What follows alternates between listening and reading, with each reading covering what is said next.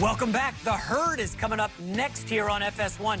Let's head over to Colin Cowherd. Colin, what do you got cooking today? Antonio Brown, this Raider story makes me think of the Cowboys and Ezekiel Elliott. That's coming up. Oh, boy. Time for our final topic of the day. Anthony Davis hasn't even played a game for the Lakers, but could he already be on the way out?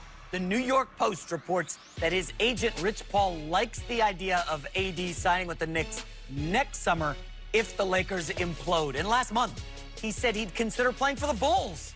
Rob, is this a bad look for AD? Bad look? Come on, what are you doing? Again, he hasn't played yet. Stop talking about other teams. You know what? Just because they ask you a question, Greg, doesn't mean you have to answer it. Thanks. Yeah, I'm from Chicago. Yes. I like the pizza there. Yes, I love the pizza in New York. I love the subways. Well, you don't think he should be telling everybody he's gonna go to the OKC Thunder Right. or any other? No, this is a bad look simply because you haven't put on the uniform. Yeah. I get it. If the Lakers implode, that's a big if. That's a huge if. That's a huge if. But I just don't like when you are drawn to another team and you're talking about how excited you are, but then you're distracted by talking about all these other teams. Just stop it and just focus on what the task is. Anthony Davis is not going anywhere. He is. No, I know, but it's just 100%. It's the not look. that bad of a look, though. Yes, it is. Yeah, it is because he hasn't played there yet. And if I'm a Laker fan, I'm like, Knicks? You're not even here yet. Nobody wants to go to the Knicks. No, but can you, like, play here? Yeah. LeBron has 3 years left. This is what you're talking about. You shouldn't be thinking They about got Kuzma. They got Kuzma. They got a lot. They got a squad. I don't think it's everything. Everybody has their own strategy of just in case. So I don't know that strategy, but if I am a teammate or if I'm organization, if I'm in the upper management, I'm like, look, just focus on what we're trying to do.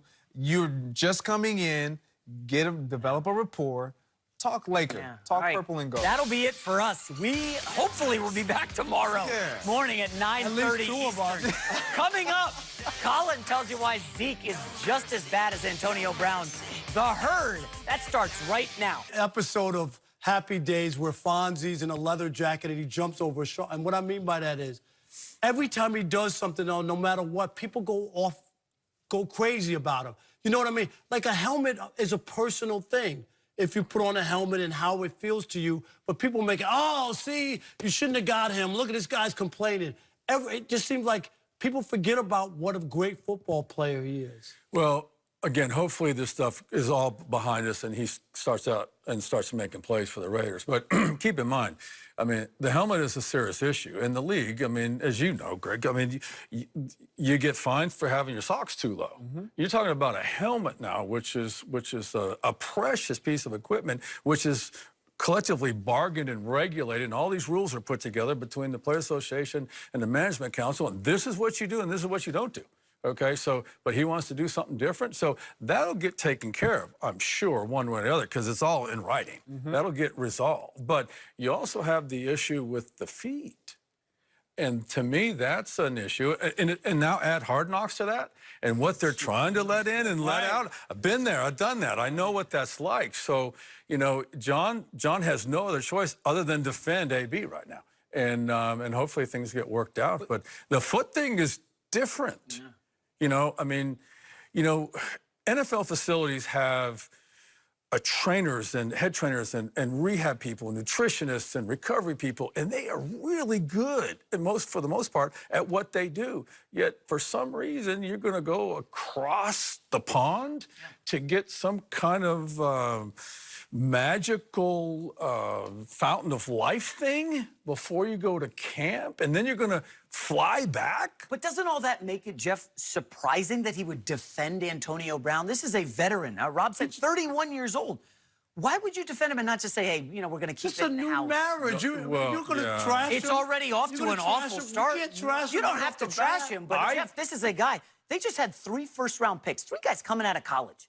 And you're looking at this veteran here who's got frostbite on his feet, and now he's threatening to retire, allegedly, if he can't wear his helmet. It's like a 6-year-old stomping his feet in Walmart. I don't know AB personally. All I know about him is what I've seen, and he's special. Yeah. I mean, he is a game changer, okay? So I'll defend him until I get more information. You know, you have to give him a chance to get both these things put behind him and do what he was brought there I mean, this to is a do. guy who, again, he's playing with a new quarterback, new system, new offensive line, new signals, new coordinator. There's a lot to take in for a guy going across the country. Now he's nowhere to be found. It's a lot to take in, and I will say the reason why I'm in support of Antonio Brown when it comes to even the helmet, and I get it. Is he gonna have to even? He didn't know. No one knew that this was gonna happen. Not even Antonio Brown. And so, if there is one person that I do know, and I do know him personally, that wants to be on the football field, running routes, doing the best that he can, or providing what he does best, is Antonio Brown. Except when he quit on the Steelers in Week 17 last year. And all the stuff that you hear from Pittsburgh, the one thing you never heard is that he doesn't work hard. No. That's never been a rap on him. So I'm with you on this. You know, like, to lump everything together, this is what I'm saying. Like, everything about him now is like the worst thing in the world. Oh, my God, now he did this. What do you do now? I'm with you. Eventually, he'll get this all work behind, go back out on the field, catch those touchdowns, get those yards, and then people will remember this guy's a player. Well, John Gruden right now, if he's watching us, he's rolling his eyes going, these guys have no idea. You know, It's not just John they don't know Gruden. what's going on here. They don't know what's up with his feet. They don't know what's up with the helmet.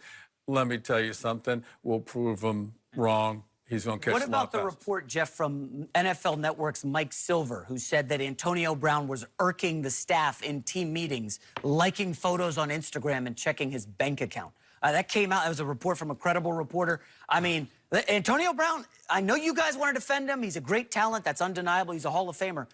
But, Jeff, I mean, you've been in the locker room with, you know, talented guys who have tough personalities. How do you handle Well, that? John hasn't had that meeting where he talks about how you conduct yourself in team meetings yet. He hadn't had that meeting, so, you know, Antonio's doing those things. But he's going to get it's all going to get cleaned up. I love the optimism. It's going to get cleaned up. And then, of course, like we said, the Hard Knocks thing, we're seeing about half of what's going on right now. Yes, even if this is the thing, when anytime we hear reports or whatever's out there, we never know the full of what something really is because it's never fully disclosed unless you're in that locker room and you see it every single day. So for Antonio Brown not being on the field, let me explain to you how this works. You're not as engaged in the meetings. You're just not.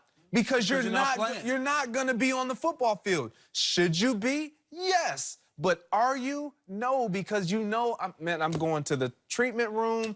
I'm going to be getting treatment the entire practice. I'm going to be trying to make sure that I'm doing everything that I can to get back out there. So when I am in the meetings, have I been on my phone? Yeah, I'm texting. I'm doing things that I probably shouldn't do.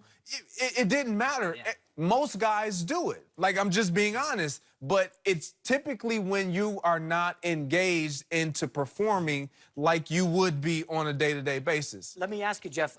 John Gruden's been through this before with a diva wide receiver, Keyshawn Johnson. Year after they win the Super Bowl in Tampa, John Gruden had enough of Keyshawn. He deactivated him midway through the season. Not to cut him or traded him, deactivated him. We'll pay you, but I'm not letting you go anywhere else. How do you think this becomes a situation with Antonio Brown? Are you optimistic that they're going to work things out? Again, I don't know the dynamics of their relationship, but you started the question with right after they won the Super Bowl. Right, exactly. Thank you. They win the Super Bowl. Thank you. I picked that up too. He's still not happy. Keyshawn was on that team. I saw that Super Bowl. So okay, hey, we won the Super Bowl. I'll keep you. I don't need you. Right. You know, that's fine. But they're going to take this and turn this into a positive. They're going to circle the wagons, coach speak, turn it all into a positive. And it's like, you know, Derek Carr and Coach Gruden and AB are going, all right, we'll show them. We'll show them. I love the optimism from you guys. What is it that you have against Antonio? Nothing. I just think the Raiders are a train wreck. Derek Carr last year had his worst stats since his rookie season. Now, I know you could say, hey, they didn't have the talent around him. They didn't have the talent. I thought two of the best players they had, they got rid of. I thought Gruden knew quarterbacks, and it was going to be a great marriage between them. Yeah, but if you get rid of your talent, that makes you a better quarterback that will allow you to produce more statistics that are pleasing to a guy like Jason McIntyre that appeases him, then then we're winning something. We're doing something. But if you take pieces away from me, then I have to work with what I'm given. And Jason, I think you're just not realistic with dealing with personalities. Everybody's not the same. Certainly. People are different. It's not a boys' choir you're putting together. So people get leeway based on their talent. If you're a third-string guy and you're in the training room with your phone or whatever and not paying attention, you're not going to be on the team. Yeah, we know that.